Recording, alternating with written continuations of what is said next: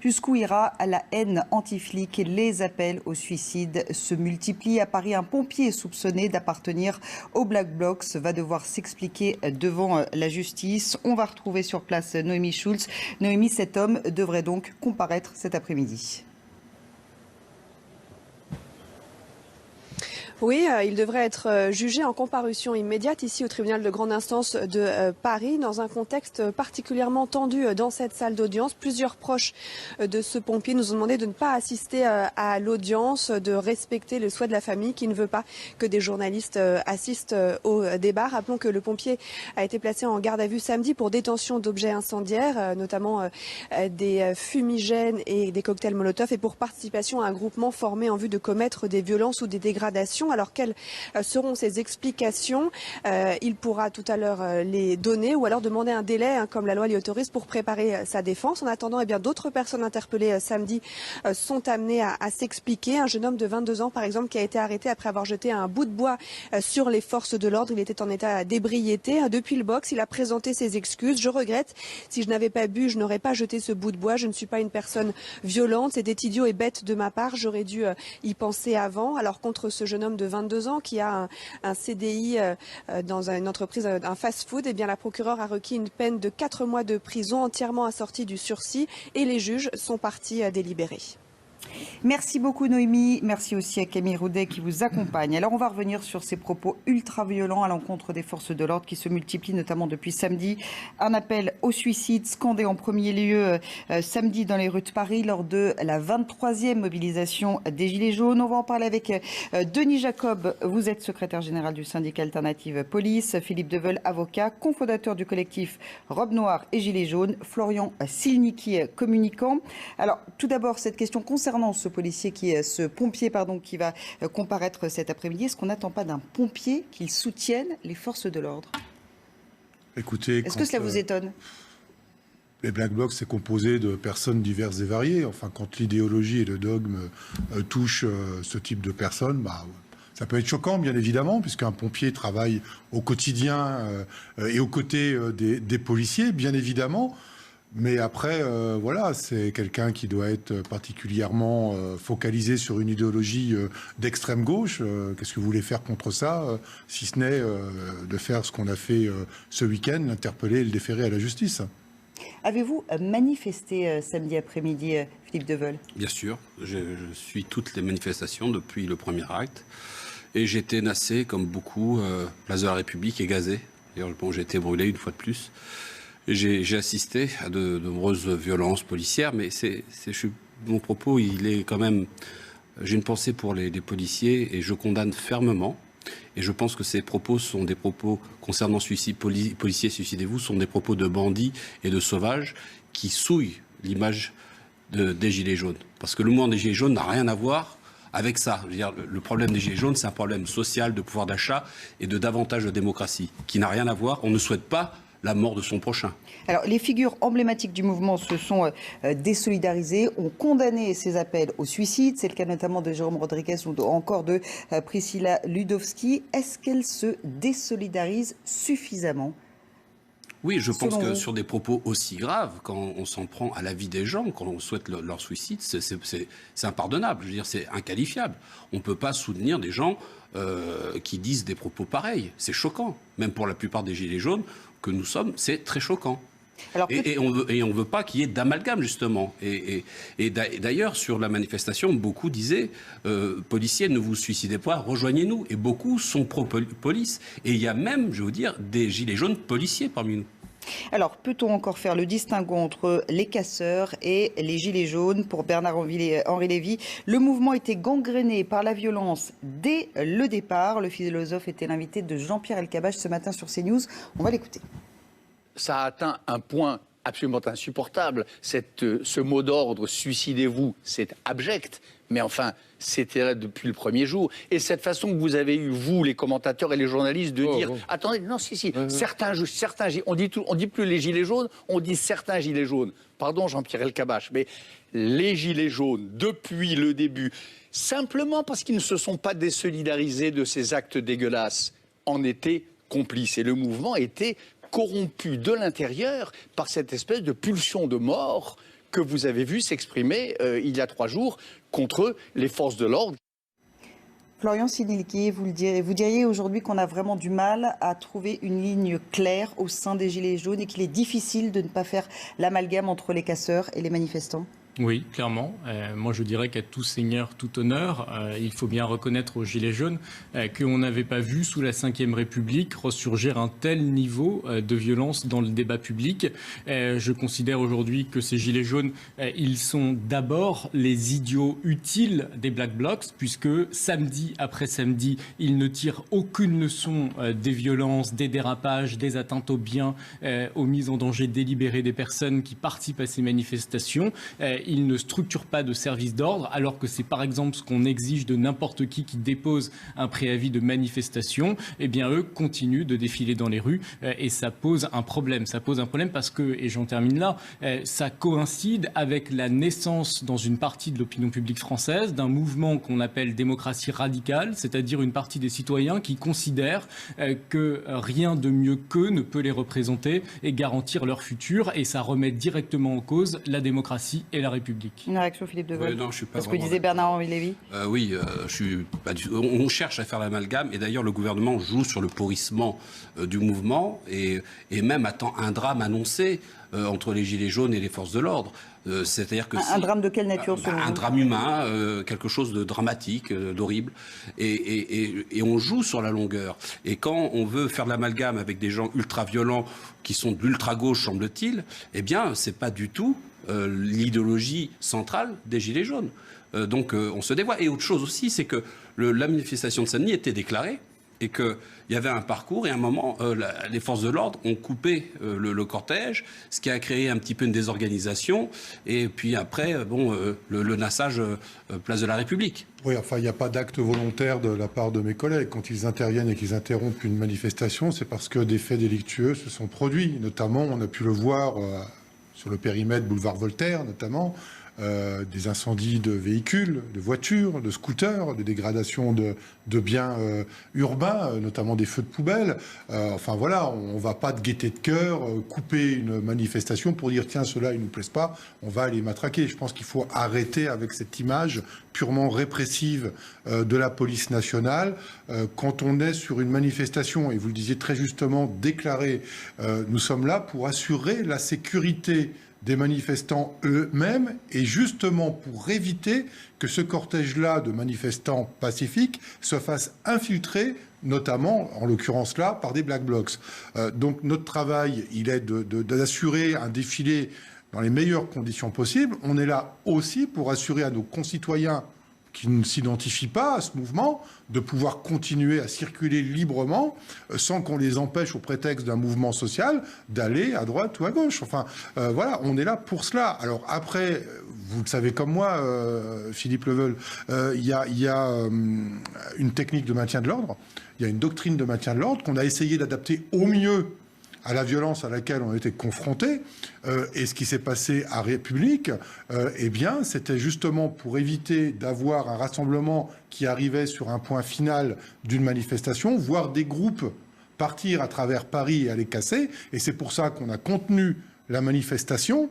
Et on a peut-être nassé, mais il ne faut pas occulter aussi de dire que dans ce maintien de l'ordre, il y a des sas pour laisser sortir les manifestants. Alors, c'est long, c'est fastidieux, parce qu'on ne peut pas laisser sortir en groupe, au risque d'avoir des groupes de Black Blocs aller ici et là. Et donc, on laisse passer par plusieurs personnes, 3-4 personnes, et on laisse passer dans le sas les gens pour qu'ils sortent de la place de la République. Alors, les manifestants se sont énervés parce que ça n'allait pas assez vite. Oui, non, mais, c'est que c'était, mais il en va gazés, aussi c'est aussi une raison de sécurité. Oui, mais vous savez très bien qu'il faut toujours laisser une ouverture. Or, c'était pas le cas. Et beaucoup de gens voulaient rentrer. Il n'y avait pas d'ouverture. Si, il y avait des ouvertures. avec des contrôles de 3-4 personnes. Je fais confiance sur votre bonne foi, mais ce jour-là, il y avait des barrages, on allait d'un endroit à l'autre, ils nous disaient c'est fermé, allez là-bas, et on nous renvoyait à l'autre endroit. Donc, quelque part, il faut toujours laisser la possibilité de sortir. Et je pense que ça éviterait ces énervements et cette violence idiote. Oui, alors ils ne se sont pas énervés seulement parce qu'ils n'arrivaient pas à sortir assez rapidement. Vous le savez, ça chargeait tous les côtés. Les slogans qu'on a entendus. C'était le jeu, le chat et la souris, ça servait à rien. Les slogans qu'on a entendus, excusez-moi, je ne peux pas considérer ça comme des propos revendicatifs de la part des Gilets jaunes qu'on a connus le 17 novembre. Alors justement, quand vous avez entendu ces slogans, suicidez-vous, et que vous avez vu ces images, qu'avez-vous ressenti? Avez-vous eu l'impression qu'on a finalement atteint un nouveau point, qu'on a franchi un nouveau cap dans la haine anti-flic? Oui, on a franchi un nouveau cap. Permettez-moi je suis ému parce que, vous voyez, quand vous avez été personnellement confronté à la problématique de la dépression et du suicide, vous ne pouvez pas vivre bien ce genre de propos. Et qui, parmi mes collègues, n'a pas connu un moment de détresse au regard de tout ce que l'on vit. D'autant que la veille, les syndicats avaient appelé à se manifester devant les commissariats. Veille, justement à la mémoire de nos collègues trop nombreux qui ont fait le choix de nous quitter. Vous savez, on est confronté quotidiennement à la vue du sang, à la mort, aux personnes en détresse, à la misère sociale. Vous devez le gérer et vous ne pouvez pas en parler parce que quand vous rentrez à la maison, vous avez femme et enfants, vous ne pouvez pas gérer les problèmes familiaux et les problèmes professionnels à la maison. Et donc, vous n'avez aucun sas de décompression. Et quand on entend ce type de slogan et qu'on est confronté depuis maintenant 5 mois, mais ce n'est pas que les mouvements des Gilets jaunes. Vous le savez, j'ai déjà dit sur votre plateau, on est engagé depuis les attentats de 2015 avec des missions qui viennent les unes derrière les autres, qui nous laissent aucun répit. Est-ce que les Gilets jaunes ont aggravé la situation? Les Gilets jaunes ont aggravé la situation dans le sens où on est mobilisé tous les week-ends et que mes collègues n'arrivent pas à avoir une régularité de repos. Donc, au bout d'un moment, il y a une lassitude, ce qui ne veut pas dire pour autant que les collègues ne sont pas maîtres de leur acte, alors qu'il y ait des problèmes minoritaires, vous pouvez dire des dérapages si vous le souhaitez. Moi, j'appelle ça des accidents parce que, au vu des enquêtes en cours, je ne vais pas préjuger de ce que décidera la justice. Mais il y a une lassitude, mais mes collègues restent professionnels et essayent de faire du mieux possible avec les instructions qu'ils reçoivent leur travail. Mais ce type de slogan, c'est du jamais vu. Enfin, une telle haine verbale, au-delà de la violence physique, moi, j'ai jamais connu ça dans la police nationale. On est confronté à une insulte quotidienne, des invectives, bien évidemment. Je dirais, ça fait malheureusement partie de notre travail. Mais là, souhaiter que des policiers puissent se suicider, enfin, moi, sur un autre média, excusez-moi, je vais être très mais fort, et c'est pas dans mon habitude, mais je vais le dire, ce sont des salauds. Il n'y a pas d'autre mot. Ce sont des salauds, ceux qui disent ça. Parce qu'on ne peut pas souhaiter la mort de gens, qu'ils soient policiers, pompiers ou qui que ce soit. Enfin, vous l'avez dit très justement, et je vous en remercie. Je vous rejoins. Mais d'ailleurs, sur le problème des suicides, 29, c'est énorme depuis le début de l'année. Je crois qu'il y a une véritable question à se poser, puisque ce problème de mal-être de la police ne date pas des Gilets jaunes. Non. Et je pense que le gouvernement n'a pas l'oreille qu'il faut pour venir vous soutenir, vous aider. On sait qu'il y a un manque de 4000 fonctionnaires de police. Très synthétiquement, moi je ne vais pas critiquer les plans ministériels, Cazeneuve, Collomb, Castaner. Il y a des idées qui sont données très bien. Si ça peut soulager la détresse et la souffrance de mes collègues, bien évidemment, en tant que syndicaliste, je ne demande pas mieux. Sauf qu'on s'attaque aux conséquences et pas aux causes.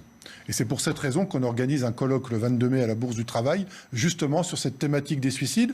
On parlera des suicides dans la police, mais on parlera aussi des suicides chez les journalistes, puisqu'on aura un syndicat de journalistes qui sera présent, et puis d'autres professions qui seront présentes également à ce colloque. Et on invite bien évidemment le ministère de l'Intérieur et le représentant de l'administration à venir le 22 mai, parce que je pense qu'aujourd'hui, on apporte des réponses préventives aux conséquences et que jusqu'à présent, on ne traite pas les causes, et c'est quand même un problème récurrent depuis 1996, année où on avait enregistré 70 suicides.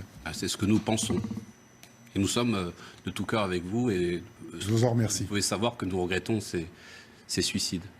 Est-ce que finalement les Gilets jaunes ne devraient pas davantage montrer qu'ils se désolidarisent, qu'ils condamnent ce qui s'est passé ? Écoutez, moi je suis ni leader ni porte-parole, mais je suis un avocat défenseur d'une grande partie de Gilets jaunes. Et vous comprenez qu'on puisse faire cet amalgame parce que finalement, vous non, comprenez mais l'amalgame on le qui fait. peut Mais je suis contre qu'on associe ces gens. Ce sont des ultras. Mais comment vous pourriez vous dissocier finalement parce que en venant vous expliquer que j'ai dit c'est un comportement de bandit et de sauvage, je veux dire des choses pareilles. Je peux pas dire plus. Voilà. Maintenant, n'importe qui peut mettre un gilet jaune. Si on fait sortir des criminels de prison, leur met des gilets jaunes et puis qui omettent des crimes, on va dire c'est des gilets jaunes. Alors il faut arrêter de rentrer dans une sorte de doctrine pour discréditer les gens qui souffrent dans ce pays. Alors on va revenir bien évidemment sur cette haine anti-flic et sur les conséquences avec notamment l'enquête qui a été ouverte pour outrage. On en reparle dans quelques instants, mais d'abord le rappel des titres si vous nous rejoignez dans le carrefour de l'info. Un procès pour le couple Fillon, l'ancien Premier ministre et son épouse sont renvoyés en correctionnel soupçonnés de détournement de fonds publics et abus de biens sociaux. Nous verrons cela dans nos prochaines éditions avec Sandra Buisson. Ne pas commencer la journée le ventre vide, Jean-Michel Blanquer, le ministre de l'Éducation nationale, annonce que les petits déjeuners seront gratuits et ils seront mis en place à la rentrée prochaine. 100 000 élèves sont concernés. Le nord-ouest de la France respire mal. 7e journée consécutive de pollution aux particules fines. Le manque de vent ainsi que la douceur des températures aggravent la situation. La grève des urgences a gagné 18 services. Les personnels soignants se disent au bord de l'asphyxie. Ils réclament davantage de moyens afin de prendre en charge correctement leurs patients. Voilà, restez sur CNews. Après un magnifique week-end de Pâques, la pluie va faire son retour demain. C'est ce que va nous expliquer en détail Loïc Roosevelt dans quelques instants. Regardez la météo avec les experts Euromaster. Toujours là pour les pneus et l'entretien des véhicules professionnels et particuliers.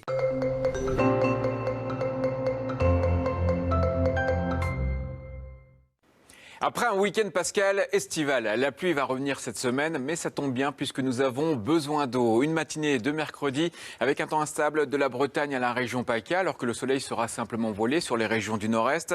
Même chose en Ile-de-France. Pour l'après-midi, l'instabilité va gagner la plupart des régions. Des averses orageuses vont se déclencher localement. Vous voyez ce vent de secteur sud omniprésent et puissant, des rafales parfois à plus de 100 km/h sur les Pyrénées et encore de fortes pluies dans le sud-est.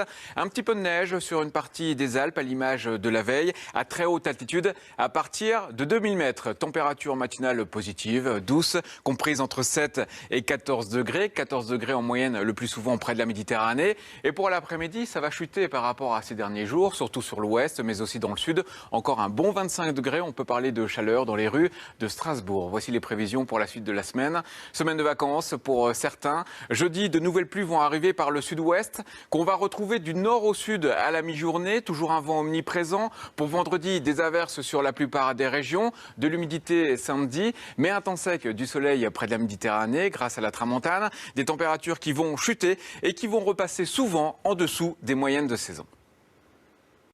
C'était la météo avec les experts Euromaster. Toujours là pour les pneus et l'entretien des véhicules professionnels et particuliers.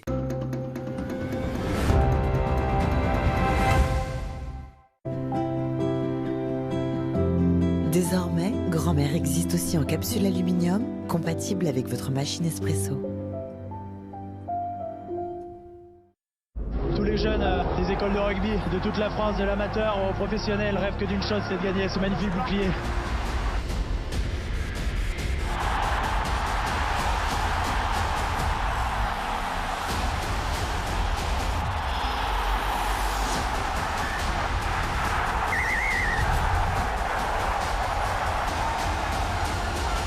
Finale du Top 14 Rugby.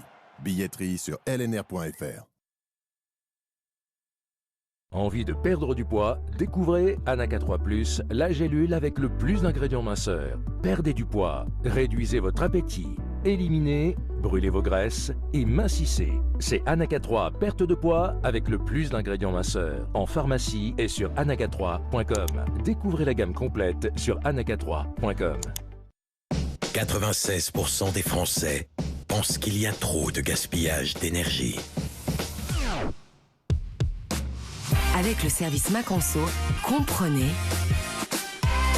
et maîtrisez votre consommation. J'agis avec Engie.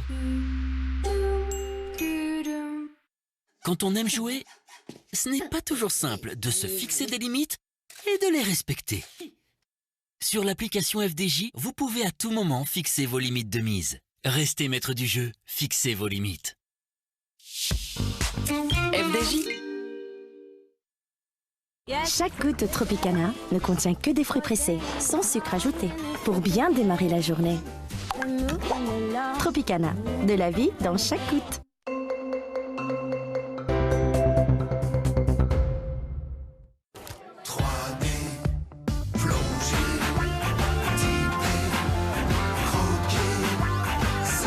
Partagez des moments 3D à votre sauce. Régime Box, ça marche. Vous perdez en moyenne 5 kilos dès le premier mois. Avec Régime Box, j'ai perdu 20 kilos en 4 mois. C'est tellement simple que j'en reviens pas à moi-même. J'ai fait Régime Box parce que c'était simple et j'ai perdu 15 kilos en 6 mois. Régime Box, c'est 4 repas par jour. Un petit déjeuner, un déjeuner, une collation et un dîner. Commandez maintenant et bénéficiez d'une réduction de 50%. Et en plus, la livraison est gratuite. Alors rendez-vous sur regimebox.fr, regimebox.fr. Sortez des sentiers battus. Osez des combinaisons inattendues. Pensez vos mouvements différemment. Pensez hybride. Vivez Suzuki. L'efficacité de la technologie hybride Suzuki, c'est ici et maintenant. Suzuki hybride à partir de 13 740 €. Dans la vie, il y a des instants où tout se joue à pas feutrés. Les esprits ont beau tourner à plein régime et les actions s'enchaîner, le silence règne en maître. Grâce à sa nouvelle technologie Direct Motion, le lave-linge ailleurs sait se faire oublier. Disponible chez Darty. Avec Comme J'aime, j'ai perdu 10 kilos. Comment ça marche? Suivez-moi. Comme J'aime prépare et vous livre tous vos repas. Vous les mangez et vous perdez du poids. Si c'est bon, c'est super bon. Plus de 300 000 personnes ont perdu du poids avec Comme J'aime. J'ai perdu 25 kilos avec Comme J'aime. Ah oui, bravo. Et en plus, la première semaine est gratuite. Les petits déjeuners, collations et dîners sont gratuits. Appelez le 0809 100 200. 0809 100 200. Ou rendez-vous sur commej'aime.fr.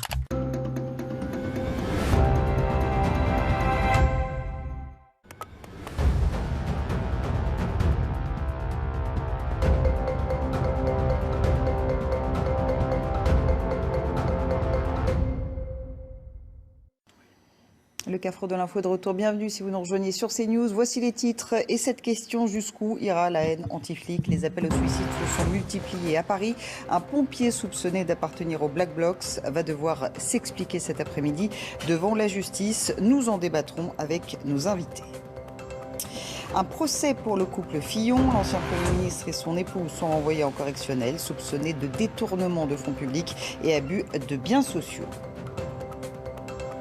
Le nord-ouest de la France respire mal. 7e journée consécutive de pollution aux particules fines. Le manque de vent et la douceur des températures aggravent la situation. Et puis l'actualité internationale avec le groupe État islamique qui revendique le carnage au Sri Lanka. Ces attaques commises dans des églises et des hôtels ont fait au moins 320 morts. Parmi ces victimes, 38 étrangers, dont un Français selon le gouvernement sri-lankais.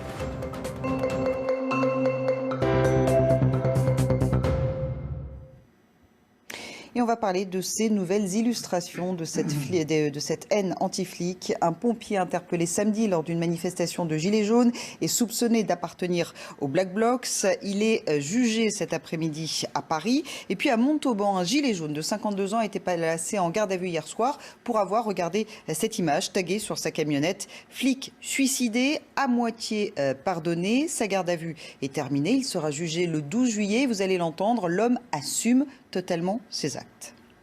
Que je partage ou non, c'est un slogan. Je l'ai mis sur ma voiture parce que j'ai eu au moins la franchise et le courage de le mettre sur ma voiture et non pas sur un mur ou sur un panneau, un panneau de signalisation. Ça veut dire quoi? Que des policiers sont morts? Oui, des policiers sont morts. D'autres gens aussi se sont suicidés. Je voudrais qu'on parle de tout le monde, pas que des policiers. Florian Silnicki, est-ce qu'on assiste là à une haine décomplexée envers les forces de l'ordre? C'est clair. D'ailleurs, c'est absolument inqualifiable. On peut juste quand même, mais l'avocat à côté de moi le précisera sans doute bien mieux que moi, c'est pas une opinion, c'est un délit pénal. Donc je crois qu'il ne faut pas tout mélanger, tout ne se vaut pas. Et lorsqu'on a l'indécence de mettre ce genre de choses dans une espèce de surenchère, comme on le voit depuis le début du mouvement des Gilets jaunes, qui est favorisé d'ailleurs par les algorithmes des réseaux sociaux, qui enferment une partie de la population dans des bulles cognitives où ils sont toute la journée confrontés à du contenu qui les enferme dans leurs préjugés, etc. Ça pose un vrai problème démocratique. Il faudra réfléchir à comment on y sort, parce que on voit... Au fond, jusqu'à la fin des années 70, les marxistes et les nationalistes vous expliquaient que la violence, elle était légitime. Avec la médiatisation permanente, il y avait une sanction sociale. Et donc, ils se sont aperçus que ça leur nuisait davantage que ça ne rapportait, que ça contribuait à leur image. Et donc, ils ont combattu cette violence. Et il y a ici un retour extrêmement violent de la violence. Mais cette violence, elle est aussi dans la parole, elle n'est pas nécessairement dans les actes. Moi, j'ai vu un problème majeur avec les leaders des Gilets jaunes. Quand on entend... Monsieur Rodriguez nous dire que l'incendie de Notre-Dame, c'était qu'un incendie d'un tas de pierres et que c'est pas très grave, que le président de la République n'aurait pas dû reporter son discours. Quand on voit Maxime Nicole ou Éric Drouet nous dire que les attentats de Nice ou de Strasbourg, ce sont des complots, eh ben, ça pose un problème parce que, au fond, eux sont les premières victimes du complotisme, mais ils diffusent dans la société, au fond, une violence qui est symbolique, qui est durable et qui est dangereuse pour la démocratie. Denis Jacob, lorsque vous entendez des propos comme ceux qu'on vient d'entendre, ce genre de témoignages, comment ressentez-vous cette haine qui s'assume de plus en plus ? C'est dangereux et c'est inquiétant. Et c'est pour cette raison que mon organisation syndicale demande, si possible, bien évidemment, à la lueur des éléments juridiques que l'on aura lors de la finalité de l'enquête qui est en cours sur les propos qui ont été tenus place de la République, voilà, suicidez-vous. On demande une requalification de l'infraction parce qu'un outrage n'est pas suffisamment fort par rapport aux propos qui ont été tenus et que nous voulons une requalification délictuelle d'incitation au suicide qui est répréhensible. Alors je sais que ça pose la difficulté du suicide en lui-même pour pénaliser l'infraction, mais on ne peut pas rester dans une impunité comme celle-là. Et aujourd'hui, c'est une camionnette. Et demain, ce sera quoi ? Ce sera une banderole en haut de l'Arc de Triomphe. Enfin bon, il faut que tout cela cesse. C'est-à-dire qu'après les slogans scandés à Paris, les suicidez-vous, une enquête, je le rappelle, a été ouverte pour outrage. Pour vous, il faut donc aller plus loin et porter plainte pour incitation au suicide. À ce moment-là, que risqueraient les auteurs de ces cris ? C'est puni par le code pénal. On rentre dans le... 3 ans de prison, 45 000 € d'amende. Exactement, c'est l'appel à la haine, à la violence, à la discrimination. Ça tombe dans ce cadre-là. Mais cette violence, elle ne vient pas que depuis le mouvement des Gilets jaunes. Il faut savoir qu'il y a beaucoup de chanteurs, rappeurs qui appellent à la violence contre les forces de l'ordre, contre l'ordre établi, etc. Le grand responsable ici, c'est la justice. Parce que la justice peut poursuivre. Et quand il s'agit de rappeurs, on ne touche pas à la chanson, alors que la liberté d'expression. Oui, non. Nous, on a déposé plainte, on a eu gain de cause quand même, contre un rappeur. Non, mais vous savez, c'est vous qui avez déposé plainte, mais c'est la justice qui peut s'auto-saisir quand on entend des chansons qui appellent à la haine, à la violence, contre les forces de l'ordre et contre les institutions. Il y a eu un laisser-aller depuis des années énorme. Donc il ne faut pas mettre tout sur le dos des Gilets jaunes et faire l'amalgame. Quant à ce monsieur qui a marqué ça sur sa camionnette, excusez-moi, c'est de la folie. Je veux dire, on ne peut pas se promener avec sa camionnette en disant « suicidez-vous, vous serez à moitié pardonné ». Non, mais maintenant, il trouvera un avocat, tout le monde a le droit de défense. Mais bon, ceci dit, ça a été dit à Montauban. Il faut rappeler que lors de l'acte 22, on a aussi eu ce type de propos, notamment à Lille, où il y avait une partie des manifestants qui scandaient ce slogan « flic suicidé à moitié pardonné ». Voilà, il y a peut-être aussi... Enfin bon, je ne sais pas ce qui passe dans la tête de ces gens-là, mais enfin, c'est grave. Ça dit une chose essentielle, c'est que ce mouvement, il a été infiltré par la gauche radicale, radicalisée, exactement. Et cette gauche, elle a une doctrine, elle a une ligne qu'elle poursuit, qui est d'être ingouvernable. Elle veut déstabiliser les institutions et elle a conceptualisé l'idée que c'est par l'épuisement des forces de police et de gendarmerie qu'elle arrivera à déstabiliser les institutions. Il faut lutter contre, la démocratie, elle est en danger si elle laisse s'exprimer samedi après samedi ces groupes qui sont connus des services de police, nos services de renseignement les connaissent, il n'y a aucune raison de ne pas les empêcher de se pointer à ces manifestations. Alors, Philippe Devolay, hier, nous recevions Framboise Claus, qui est une gilet jaune. Elle a manifesté, elle aussi, à République samedi. Et elle assume le fait qu'aujourd'hui, la colère des gilets jaunes soit cristallisée uniquement sur la personne d'Emmanuel Macron. Est-ce que c'est aussi votre avis ? Ah, bah, c'est un catalyseur. J'ai jamais vu un président de la République autant méprisé par le peuple. Je veux dire, les gens... Mais on parle d'un président élu ? Oui, président. S'il est président, c'est qu'il est élu. J'ai jamais vu un président arriver par la grâce du Seigneur à la tête du pays. Mais oui, est-ce qu'on peut du coup cristalliser sa Alors, haine et sa colère ? Il y a un nouveau candidat aussi, il y a M. Castaner aussi, qui commence à sortir du lot. Donc, si vous voulez, oui, c'est un élément qui est clivant, tout à fait. Emmanuel Macron, quand il y avait des mouvements sociaux, on s'en prenait au ministre qui portait le projet de loi, au Premier ministre. Mais alors là, c'est directement le président de la République. Donc le pouvoir élyséen est trop grand, selon vous ? Ah bah oui. Et puis de toute façon, je pense de la manière dont la séparation des pouvoirs est violée, on est en train d'abîmer la Ve République, voire peut-être de l'étouffer. Emmanuel Macron doit s'exprimer jeudi. D'ores et déjà, des annonces ont filtré. Est-ce que vous attendez encore, peut-être, qu'il vous surprenne ? Écoutez, là, on attend. Je veux dire, on s'exprimera une fois qu'on aura... Non, parce que certains n'attendent plus rien de sa part. Ce qui a été fuité, on ne sait pas si c'était fuité, si c'est encore du complotisme, donc on attend. Je veux dire, il faut avoir ces annonces, et à ce moment-là, eh bien, on verra si l'ensemble du mouvement est satisfait ou pas. S'il n'est pas satisfait, ça va continuer, et ça ira de pire en pire, je pense. Qu'est-ce qui pourrait vous faire rebrousser chemin, arrêter de manifester chaque samedi ? Déjà, on est d'accord. Alors, attendez, l'ISF, c'est une chose, c'est un des petits éléments, c'est pas l'élément principal. Ce qu'il y a, c'est que on était d'accord sur une trêve dès lors qu'il y avait une loi d'amnistie générale pour tous les gilets jaunes innocents qui ont été condamnés, qui font de la prison, qui ont été inquiétés, etc. Donc ça, c'était une des conditions pour qu'il y ait une trêve d'une semaine. Bon, ça, on attend un retour. À mon avis, ça a été balayé d'un revers de main et que, le gouvernement est sourd à ça. Mais ça, c'est une clé. Ça, je vous le garantis que c'est une clé. Lorsqu'on voit les images de samedi dernier, cette mobilisation qui ne faiblit pas, vous diriez que c'est 3 mois de débat national censés répondre à vos préoccupations sont finalement un coup d'épée dans l'eau ? Oui, le débat national, c'était plutôt un débat arrangé. Parce que, regardez, vous en prenez aux figures un peu comme Fly Rider, Maxime Nicole ou Jérôme Rodriguez, mais ils sont méprisés par le gouvernement. Pourquoi on n'a pas... préparer une sorte de main tendue pour écouter leurs revendications à haut niveau. C'était aussi une piste. Mais là, il y a un mépris total. Je suis sidéré de ce côté maladroit du gouvernement. Non, ils ont été invités. Ils n'ont pas été invités. Sinon, il y aurait eu des propositions, mais ça n'a jamais vraiment été fait.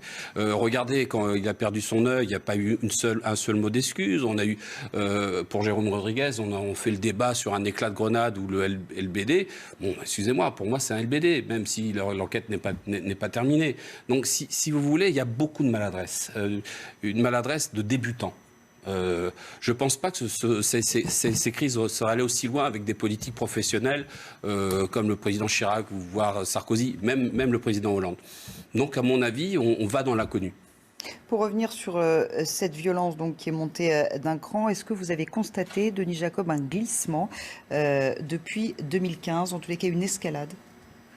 Cette défiance envers les policiers, envers les forces de l'ordre en général. On a commencé à voir les prémices à l'occasion des manifestations contre la loi El Khomri. Ça a déjà commencé là où on a vu effectivement une haine viscérale contre la police, mais en fait c'est une défiance vis-à-vis de l'autorité de l'État. Et les premiers représentants de l'autorité de l'État, ce sont les policiers et les gendarmes. Donc comment s'en prendre à l'État, si ce n'est de s'en prendre physiquement aux policiers et gendarmes. Et donc on l'a vu effectivement lors de ces manifestations-là, où, je l'avais dit à l'époque, les grands responsables de certaines organisations syndicales ont eu aussi leur part de responsabilité, parce on surfe aussi, on le voit avec les Gilets jaunes, hein. On a des personnalités syndicales ou politiques qui surfent là-dessus et qui ne font qu'alimenter cette augmentation de la violence en les confortant pour une part des manifestants, qu'ils soient d'ultra-gauche ou gilets jaunes ou ultra jaunes comme on dit aujourd'hui, et qui ont fait qu'ils ont alimenté le feu de la violence haineuse, physique et verbale à l'encontre des policiers. Et aujourd'hui, c'est très très mal vécu chez nous, et qui plus est, une fois de plus, avec ce slogan. Vous savez, je vous le disais tout à l'heure hors antenne, moi j'ai connu 2 suicides dans ma brigade, et à chaque fois que j'entends ce genre de propos, je ne peux penser qu'à mes 2 collègues, notamment ceux-là parce que je les ai particulièrement bien connus, et je ne peux penser qu'à eux à chaque fois que j'entends ce genre de slogan. Et une fois de plus, je vais être un peu trivial, mais je trouve ça dégueulasse. On va rappeler ce chiffre tragique, 31 policiers et gendarmes qui ont mis fin à leur jour depuis le mois de janvier. Christophe Castaner a d'ores et déjà annoncé quelques mesures, parmi lesquelles la création d'une cellule de crise ou encore un numéro de téléphone joignable 24 heures sur 24. J'imagine que pour vous, cela ne va pas assez loin. Qu'attendez-vous aujourd'hui du ministre de l'Intérieur ? Eh bien, effectivement, ce sont des mesures que l'on prend, bien évidemment. Tout ce qui pourra aider nos collègues, c'est toujours le bienvenu. Mais comme je le disais tout à l'heure, on attend de Christophe Castaner qu'il aille beaucoup plus loin que ses prédécesseurs ne l'ont fait, c'est-à-dire s'attaquer réellement aux causes. Et d'ailleurs, la chef du service de soutien psychologique opérationnel de la police nationale le disait, notamment à l'occasion d'une audition sénatoriale en février 2018. Il y a un article qui est paru ce matin le rappelant, disait que le rythme de travail, le cycle horaire des policiers faisait partie des causes de la souffrance et de la détresse des policiers. Donc moi, j'attends qu'on s'attaque enfin aux causes et pas seulement aux conséquences. On ne réglera les conséquences du suicide que si on attaque le mal à la racine. Et aujourd'hui, on ne l'a pas encore fait. Donc, je me répète, le 22 mai, à l'occasion de notre colloque, ce sera l'occasion notamment de lui faire part de préconisations et de propositions pour lesquelles nous réfléchissons depuis le début de l'année. Florian Silnicki, on a vu Christophe Castaner tenter de juguler la crise, notamment avec tous ces changements qu'il y a eu à la tête de la préfecture de police de Paris. On voit que ce n'est pas suffisant. Est-il au pied du mur aujourd'hui, Christophe Castaner ? À Christophe Castaner, il est clair qu'il est dans une situation extrêmement délicate parce qu'on sait que le prochain qui sera désigné comme le responsable des excès non maîtrisés de ces manifestations, c'est lui. Il incarne les défaillances et on a vu d'ailleurs le nouveau préfet de police de Paris tenter de tirer les leçons des erreurs de communication de son prédécesseur en communiquant proactivement de manière constante samedi dernier. Il faut aujourd'hui que l'État puisse remettre en scène un dialogue avec cette nouvelle forme de mobilisation sociale qui est, on le voit aujourd'hui, résumée à une bande d'ultra. Et ça ne sert pas les gilets jaunes, mais ça ne peut pas non plus servir du point de vue du symbole de l'ordre les gouvernants. Alors, dernière question, Philippe Deveul. Quoi qu'il arrive, quelles que soient les annonces d'Emmanuel Macron jeudi, avez-vous l'intention de manifester, de vous mobiliser à nouveau samedi prochain? Ou est-ce que la question est en suspens? Le pouvoir d'achat des Français, s'il introduit le RIC dans la Constitution, je pense que les choses vont s'apaiser très vite. Si ce n'est pas le cas, il y aura un retour dans la rue. Et à nouveau une mobilisation, vous ne craignez pas? Et je pense même une mobilisation encore plus forte, combien même beaucoup de gens ne viennent pas aux manifestations parce qu'il y a une peur de la violence, une peur d'être mis en garde à vue, une peur... Et vous ne craignez pas d'être associé à ces casseurs, justement, puisqu'il y a de nombreuses personnes qui font, on l'a vu avec Bernard-Henri Lévy, l'amalgame entre les casseurs et les gilets jaunes? Comment identifier un casseur? Vous savez, ils ont des méthodes pour se fondre dans la foule, on ne les voit pas. Je veux dire, c'est très difficile de faire le distinguo entre un type qui est casseur et un non-casseur. C'est très compliqué. Et je pense que c'est aussi la difficulté pour les forces de l'ordre pour interpeller les casseurs professionnels. Ils le savent, je parle sous votre contrôle. Ce sont des casseurs professionnels, donc ils sont aguerris à ce type de manifestation. Je rappelle quand même qu'ils font des stages à l'étranger de formation pour éviter, pour s'attaquer aux forces de sécurité et pour éviter d'être pris. Ceux qui ont été pris depuis le début des manifestations, ce ne sont pas des professionnels de la casse, ce sont des gilets jaunes particulièrement radicaux qui se sont retrouvés en garde à vue et qui se demandaient ce qu'ils faisaient là. Mais parce qu'ils ont eu un entraînement, un effet une montée d'adrénaline, allez, on y va, on fonce, et voilà. Mais ces casseurs-là sont très difficiles à interpeller parce qu'ils sont aguerris à ce genre de théâtre de violence. Je vais vous interrompre parce qu'il est pile 15h. Merci beaucoup, Denis Jacob, merci Florian Sinicki, merci Philippe Deveul d'être venu sur ce plateau. On passe au titre tout de suite avec ce procès en perspective pour le couple